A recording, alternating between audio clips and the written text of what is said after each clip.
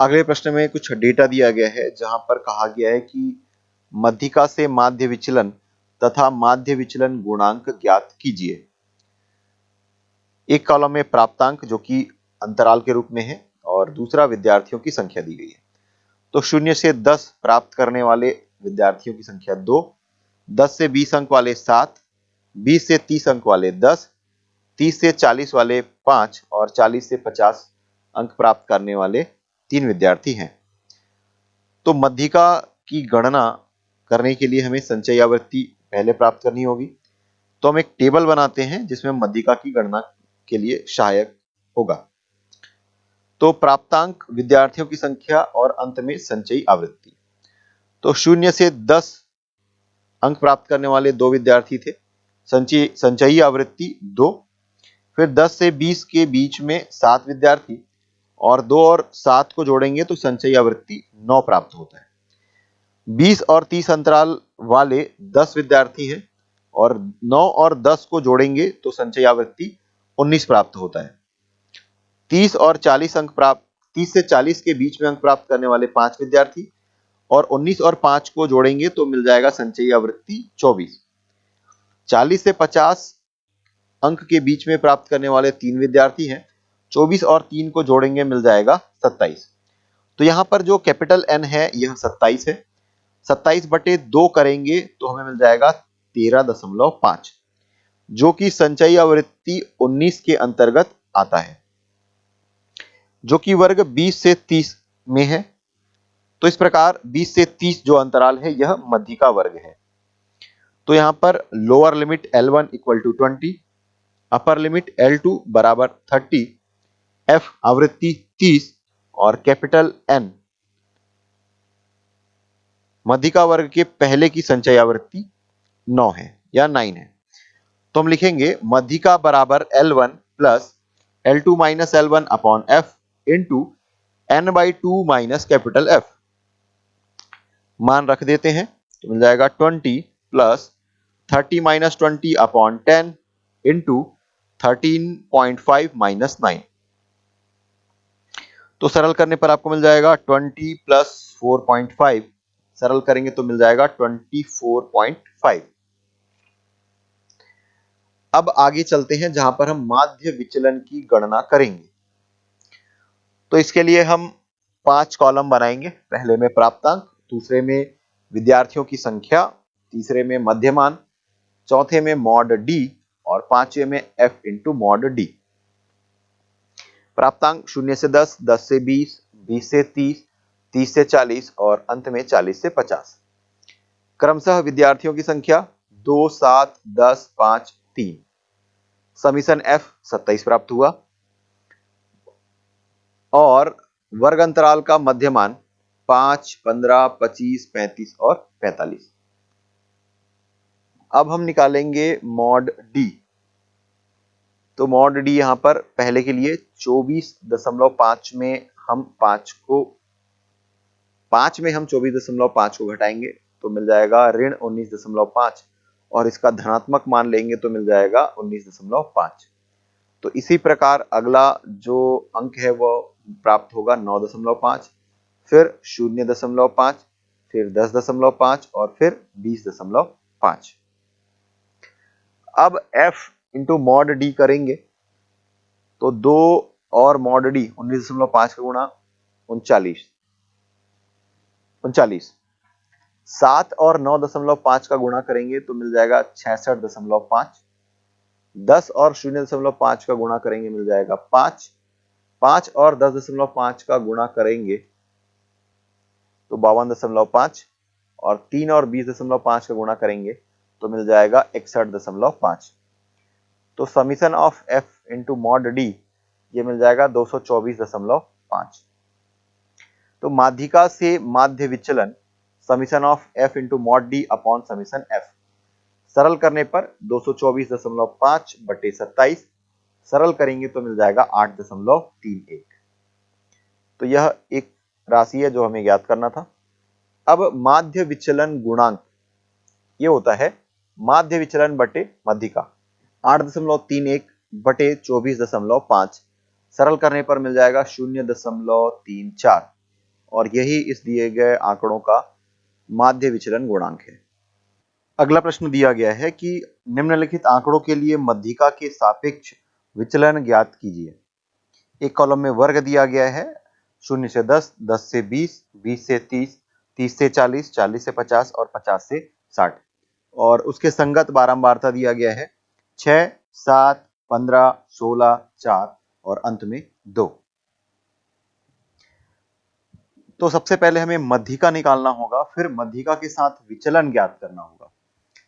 तो इसके लिए पहले हम एक टेबल बनाते हैं जिसके एक कॉलम में होगा वर्ग, दूसरे कॉलम में होगा उसकी आवृत्ति या बारंबारता जिसे हम F से प्रदर्शित करते हैं, और फिर संचयी बारंबारता जिसे CF भी लिखते हैं।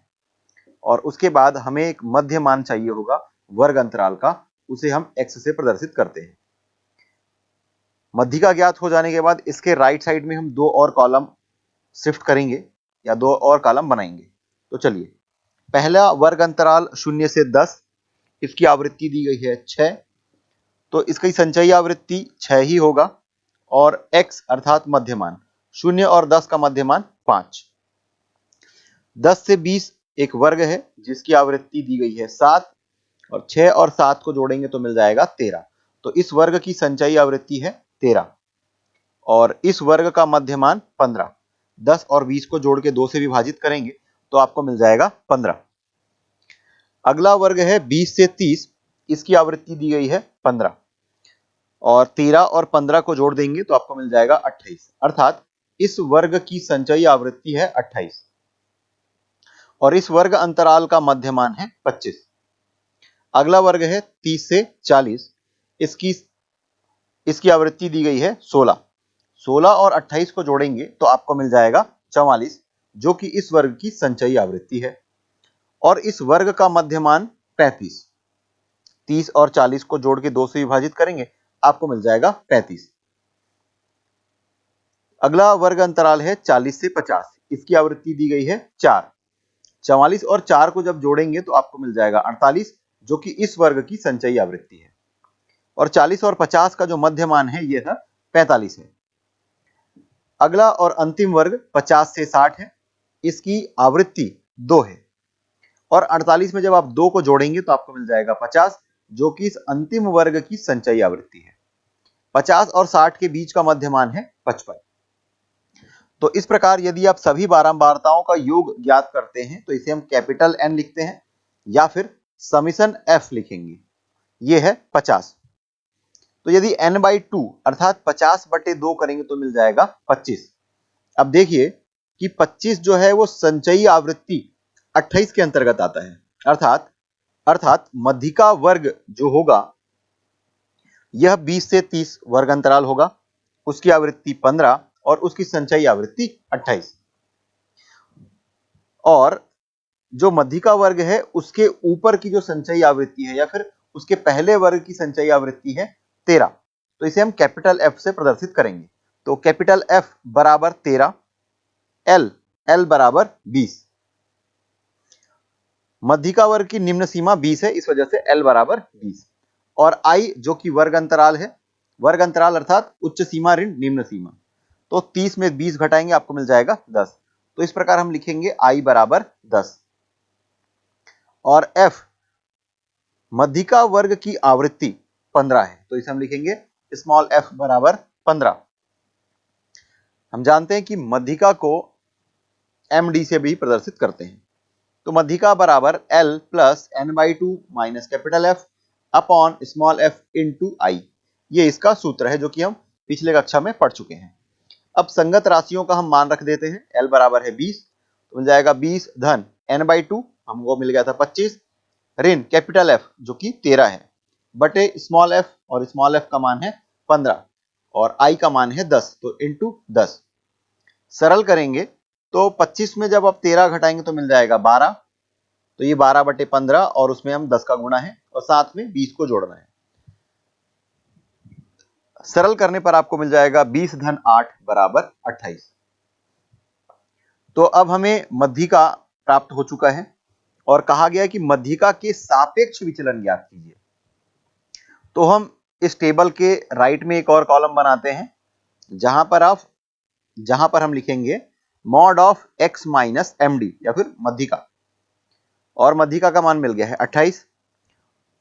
तो देखिए कि पहला वर्ग 0 से 10, इसमें x का मान है 5, और 5 में जब आप 28 घटाएंगे तो मिल जाएगा ऋण 23, लेकिन मॉड कहा गया है तो आप उसकी धनात्मक मान को लिखेंगे तो मिल जाएगा 23। इसके बाद एक और कॉलम राइट में है जिसमें हम लिखेंगे frequency f into mod of x minus M D. तो जो आवृत्ति दी गई है इस वर्ग की यह 6 है, और mod of x minus M D हमने निकाला है 23। तो इन दोनों का गुणा करेंगे तो आपको मिल जाएगा 138। इसी प्रकार 10 से 20 एक वर्ग अंतराल है, इसमें हम mod of x minus M D निकालेंगे तो आपको मिल जाएगा 13, और 13 और 7 का गुणा करेंगे तो आपको मिल जाएगा 91।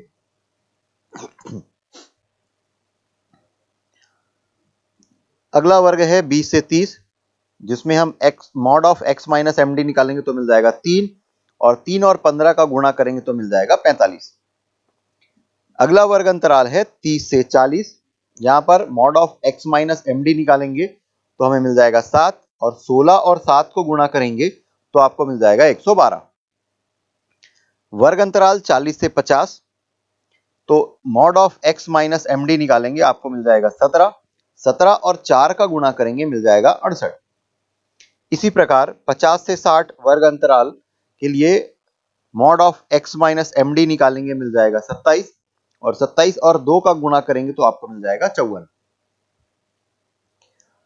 तो summation of f into mod of x minus M D, ये लास्ट वाला जो कॉलम है, इसको जोड़ने पर आपको मिल जाएगा 508। और हमें ज्ञात करना है मध्यिका के सापेक्ष विचलन। तो मध्यिका के सापेक्ष विचलन बराबर होता है summation of f into mod of x minus M D upon capital N। तो ये आपको मिल गया था 508, और कैपिटल N का मान है 50। तो 508 बट्टे 50 करेंगे तो आपको मिल जाएगा 10.16। प्रश्न दिया गया है कि 10 विद्यार्थियों के वजन से संबंधित निम्न आंकड़ों के आधार पर मानक विचलन तथा उसके गुणांक की गणना कीजिए, और यह जो आंकड़े दिए गए हैं वह किलोग्राम में है। 41, 44, 45, 49, 50, 53, 55, 55, 58 और 60। तो हम इसका हल लिखेंगे समांतर माध्य। समांतर माध्य बराबर होता है आंकड़ों का योग बटे कुल आंकड़ों की संख्या। तो सिग्मा x अपॉन n ऐसा लिखते हैं इसको, और सिग्मा x का मतलब है सभी आंकड़ों का योग। तो 41 धन 44 धन 45 धन 49 धन 50 धन 53 धन 55 धन 55 धन 58 धन 60 बटे 10, क्योंकि कुल 10 आंकड़े हैं। योग करने पर मिल जाएगा 510, और 10 से भाग देंगे तो मिल जाएगा 51। तो यह कहा गया कि मानक विचलन तथा उसके गुणांक की गणना कीजिए। तो मानक विचलन की गणना करने के लिए हम एक सारणी बनाएंगे। इसमें 3 कॉलम होगा। पहले कॉलम में हम वजन लिखेंगे जो कि x से प्रदर्शित कर रहे हैं जिसे, और समांतर माध्य से विचलन इसे हम d से प्रदर्शित करेंगे, और d स्क्वायर अर्थात जो विचलन हमें प्राप्त हुआ है उसका वर्ग। तो जब वजन 41 है तो समांतर माध्य से विचलन अर्थात 41 ऋण 51 करेंगे तो मिल जाएगा ऋण 10, और ऋण 10 का वर्ग करेंगे तो मिल जाएगा 100। दूसरा डेटा है 44, तो इसका समांतर माध्य से विचलन आएगा ऋण 7, और ऋण 7 का वर्ग करेंगे आ जाएगा 49। 45 का समांतर माध्य से विचलन ऋण 6 आएगा, और ऋण 6 का वर्ग करने पर आपको मिल जाएगा 36। 49 जो डेटा है इसका समांतर माध्य से विचलन आएगा ऋण 2, और ऋण 2 का वर्ग करने पर आपको मिल जाएगा 4। 50 का समांतर माध्य से विचलन ऋण 1 है, और उसका वर्ग करने पर आपको 1 मिलेगा। 53 का समांतर माध्य से विचलन है 2, और 2 का वर्ग करेंगे आपको मिल जाएगा 4। 55 का समांतर माध्य से विचलन है 4, और 4 का वर्ग करेंगे मिल जाएगा 16। यह डेटा 2 बार है, तो ये 55, 4 और 16 2 बार लिखेंगे। फिर 58 का समांतर माध्य से विचलन आएगा 7, और 7 का वर्ग 49, और अंत में 60 का समांतर माध्य से विचलन आएगा 9, और 9 का वर्ग करेंगे मिल जाएगा 81। तो इस प्रकार वजन जो दिए गए हैं आंकड़े कुल 10 हैं, इस वजह से इसे हम n बराबर 10 लिखेंगे। और सिग्मा डी स्क्वायर, ये जो डी स्क्वायर है इसका योग करने पर आपको मिल रहा है 356। तो आप जानते हैं कि मानक विचलन बराबर होता है वर्गमूल सिग्मा डी का वर्ग बटे n। तो सिग्मा डी स्क्वायर जो है ये मिला था 356 और n का मान मिला था 10। तो ये मान रख देंगे तो मिल जाएगा वर्गमूल 356 बटे 10 अर्थात वर्गमूल 35.6।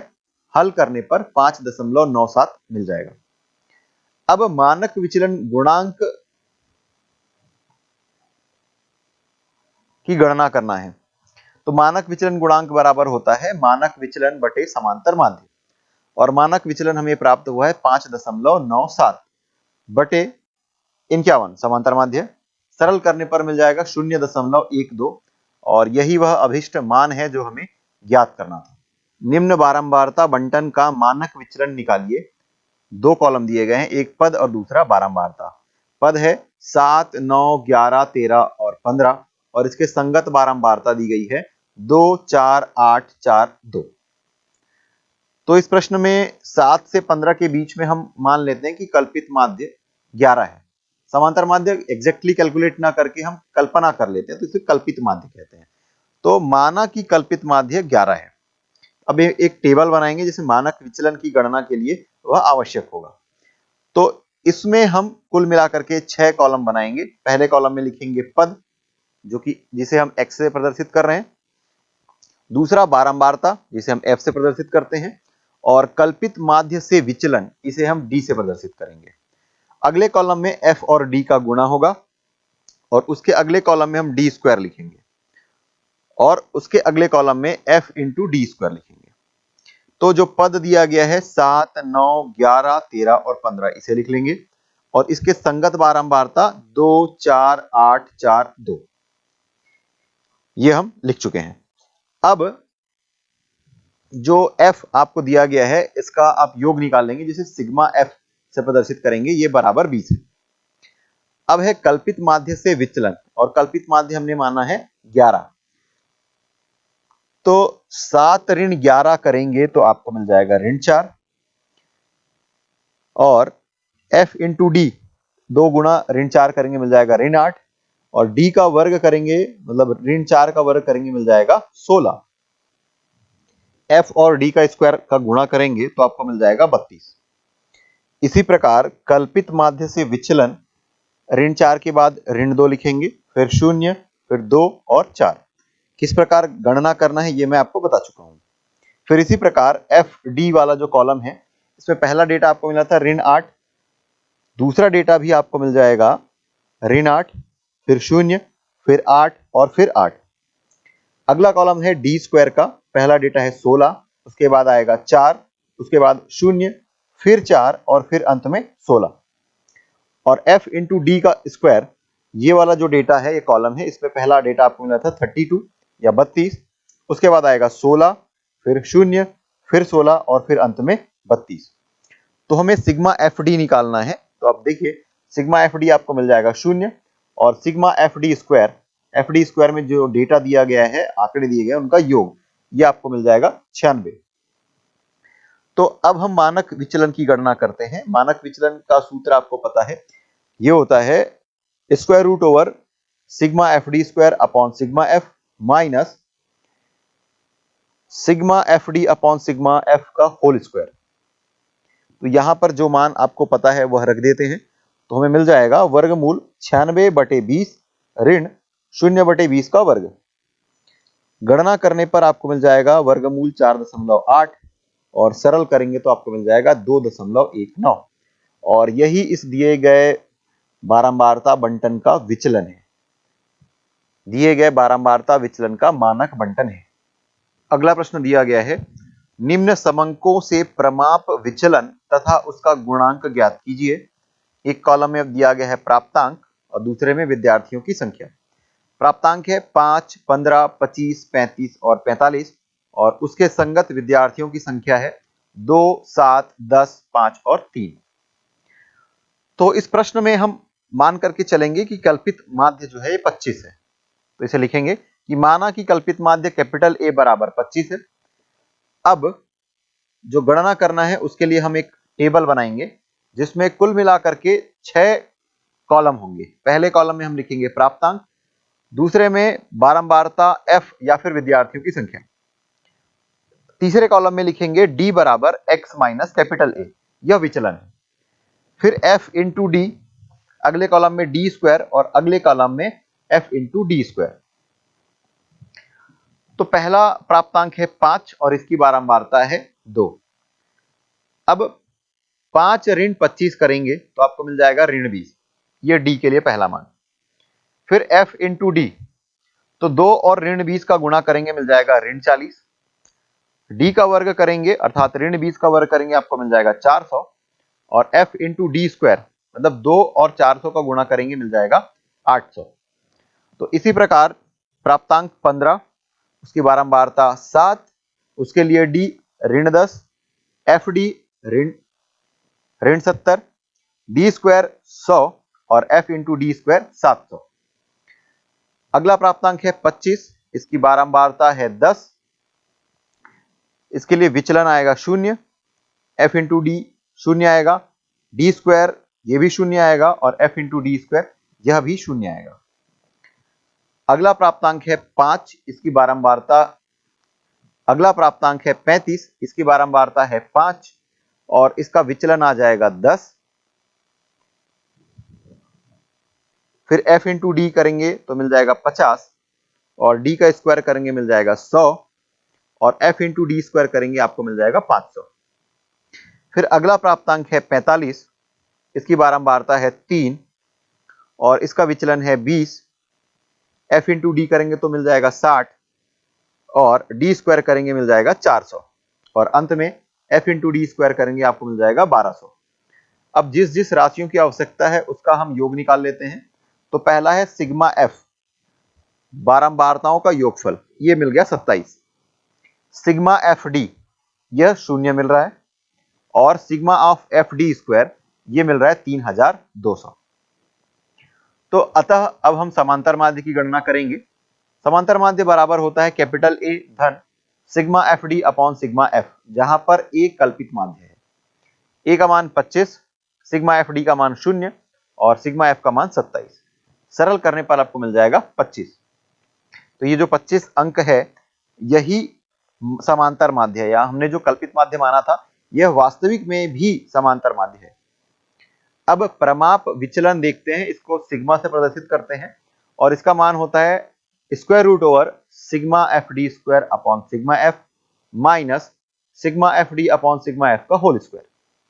मान रख देंगे तो आपको मिल जाएगा वर्गमूल 3200/27 ऋण 0/27 का वर्ग। सरल करने पर आपको मिल जाएगा वर्गमूल 118.52। सरल करने पर आपको मिल जाएगा 10.886। अब बात करते हैं प्रमाप विचलन गुणांक की। तो प्रमाप विचलन गुणांक बराबर होता है प्रमाप विचलन बटे समांतर माध्य, अर्थात सिग्मा एफ सिग्मा बटे कैपिटल एम। तो मिल जाएगा 10.886 बटे 25। सरल करने पर आपको मिल जाएगा 0.435 और यही वह अभिष्ट उत्तर है जो हमें ज्ञात करना था। चलिए अब प्रश्न पर चलते हैं, जहां दिया गया है कि शेयरों x और y के नीचे दिए गए मूल्यों से बताइए कि किसके मूल्य में अधिक स्थिरता है। तो इसमें 2 रो दिया गया है, पंक्ति दिया गया है x और y। x में जो मान दिए गए हैं वह है 35, 54, 52, 53, 58, 52, 50, 51 और 49। इसी प्रकार y में जो मान दिए गए हैं यह है 108, 107, 105, 105, 107, 104, 103, 104 और अंत में 101। तो प्रथम श्रेणी x के लिए हम पहले कैलकुलेशन करते हैं। माना कि कल्पित माध्य कैपिटल A बराबर 58 है और n आंकड़ों की जो संख्या है यह 9 है, तो n बराबर 9। तो उसमें 3 कॉलम बनाएंगे। पहला होगा कैपिटल X जो डेटा दिया गया है, या फिर उसे स्मॉल x से भी प्रदर्शित कर सकते हैं। दूसरा है D विचलन बराबर x माइनस ए और अंत में डी स्क्वायर। पहला आंकड़ा है 35, तो 35 ऋण 58 करेंगे मिल जाएगा ऋण 23 और ऋण 23 का वर्ग हम डी स्क्वायर वाले कॉलम में लिखेंगे, यह है 529। अगला आंकड़ा है 54, 54 ऋण 58 करेंगे मिल जाएगा ऋण 4 और ऋण 4 का वर्ग 16। इसी प्रकार 52 ऋण 58 करेंगे मिल जाएगा ऋण 6 और ऋण 6 का वर्ग 36। अगला आंकड़ा है 53, तो 53 ऋण 58 करेंगे ऋण 5 मिलेगा और ऋण 5 का वर्ग 25। 58 ऋण 58 करेंगे मिल जाएगा 0 और 0 का वर्ग 0। अगला आंकड़ा है 52 और 52 ऋण 58 करेंगे मिल जाएगा ऋण 6 और ऋण 6 का वर्ग करने पर आपको मिल जाएगा 36। अगला आंकड़ा है 50, 50 ऋण 58 करेंगे मिल जाएगा ऋण 8 और ऋण 8 का वर्ग करेंगे मिल जाएगा 64। 51, 51 ऋण 58 करेंगे मिल जाएगा ऋण 7 और ऋण 7 का वर्ग करने पर आपको मिल जाएगा 49। अगला आंकड़ा दिया गया है 49, 49 ऋण 58 करेंगे मिल जाएगा ऋण 9 और ऋण 9 का वर्ग करेंगे मिलेगा आपको 81। अब हम सिग्मा डी निकाल लेते हैं, अर्थात दूसरे कॉलम में जो मान हमें प्राप्त हुए हैं उन सबका योग। सिग्मा डी बराबर ऋण 68 और सिग्मा डी स्क्वायर अर्थात डी स्क्वायर वाला जो कॉलम है उसमें जितने भी संख्याएं दी गई है सबका योग, यह है 836। तो मानक विचलन सिग्मा बराबर होता है square root over sigma D square upon N minus sigma D upon N का होल स्क्वायर। अब मान रख देते हैं, इस पे मिल जाएगा वर्गमूल 836 बटे 9 ऋण 68 बटे 9 का वर्ग। सरल करने पर आपको मिल जाएगा वर्गमूल 93 ऋण 7.5 का वर्ग। अब 7.5 का वर्ग करेंगे मिल जाएगा 56.25। अब 93 में 56.25 घटाएंगे आपको मिल जाएगा 36.75 और इसका वर्गमूल है। सरल करने पर लगभग मान हम लिख सकते हैं 6, क्योंकि 6 छक्के 36 होता है, तो 6.00 समथिंग कोई मान आएगा, तो हम लगभग 6 मानकर चल रहे हैं। अब यही गणना हम दूसरे श्रेणी y के लिए करेंगे। दूसरे श्रेणी y के लिए कल्पित माध्य a बराबर 107, आंकड़ों की कुल संख्या तो 9 है, तो n बराबर 9 लिखेंगे। अब इसके लिए हम पुनः 3 कॉलम बनाते हैं, एक में लिखेंगे y, दूसरे कॉलम में विचलन d बराबर कैपिटल Y माइनस a और अंत में d का स्क्वायर अर्थात विचलन का वर्ग। तो पहला आंकड़ा है 108, 108 ऋण 107 करेंगे मिल जाएगा 1 और 1 का वर्ग आपको मिलेगा 1। अगला आंकड़ा 107, 107 में 107 घटाएंगे मिल जाएगा 0 और 0 का वर्ग मिलेगा 0। फिर अगला आंकड़ा 105, 105 में 107 घटाएंगे मिल जाएगा ऋण 2 और ऋण 2 का वर्ग करेंगे मिल जाएगा 4। अगला आंकड़ा भी 105 है, तो उसके संगत मिल जाएगा ऋण 2 और 4 पुनः। अगला आंकड़ा 107, 107 ऋण 107 करेंगे मिल जाएगा 0 और 0 का वर्ग 0। अगला आंकड़ा है 104, 104 ऋण 7, 104 ऋण 107 करेंगे मिल जाएगा ऋण 3 और ऋण 3 का वर्ग आपको मिल जाएगा 9।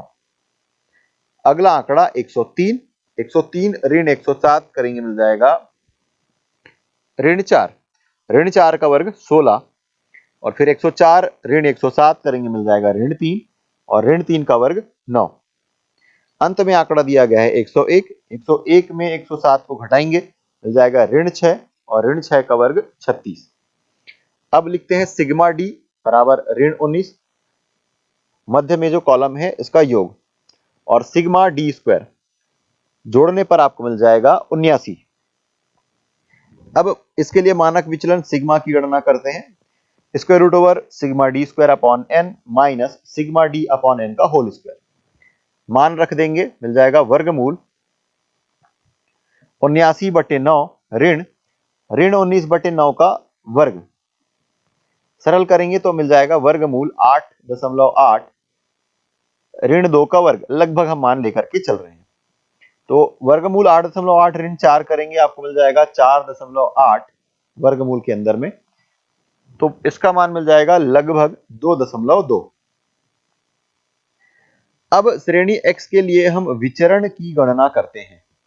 तो समांतर माध्य कैपिटल M बराबर कल्पित माध्य a धन सिग्मा डी अपॉन एन। आपको मिल जाएगा 58 धन ऋण 68/9। सरल करने पर आपको मिल जाएगा 58 ऋण 7.5 बराबर 50.5। और इसके लिए विचरण गुणांक बराबर सिग्मा अपॉन एम इंटू 100 मिल जाएगा 6/50.5 फिर गुणा 100। सरल करने पर आपको मिल जाएगा 11.9। दूसरी श्रेणी y के लिए विचरण की गणना करते हैं। समांतर माध्य कैपिटल M बराबर कल्पित माध्य A धन सिग्मा d अपॉन n मान रखेंगे 107 धन ऋण 19/9। तो 107 ऋण 2 लगभग हम मान लेकर के चल रहे हैं, ये मिल जाएगा आपको 105। इसका विचरण गुणांक सिग्मा अपॉन m इंटू 100 तो मिल जाएगा 2.2/105 गुना 100। यह मान मिलेगा 2.09। चूंकि शेयर y हेतु विचरण गुणांक का मान शेयर x की तुलना में कम है, अतः शेयर y अधिक स्थिर है और यही हमें ज्ञात करना था।